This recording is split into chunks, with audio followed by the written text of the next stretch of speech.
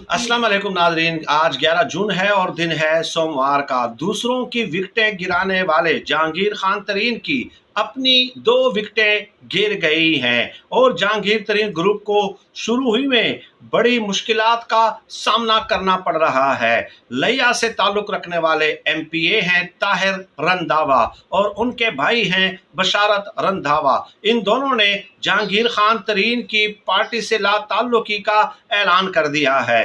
ताहिर रंधावा 2018 से लेकर 2022 तक जो है वो एमपीए रहे थे, लेकिन 2022 में जब उन्होंने तहरीक इंसाफ को छोड़ दिया था तो ज़िमनी इंतखाबात में अवाम ने उनको मुस्तरद कर दिया था और पीटीआई उम्मीदवार के मुकाबले में वो इलेक्शन हार गए थे। वैसे भी जहांगीर तरीन के पास इमरान खान साहब के कद काठ का कोई सियासी रहनुमा मौजूद नहीं है।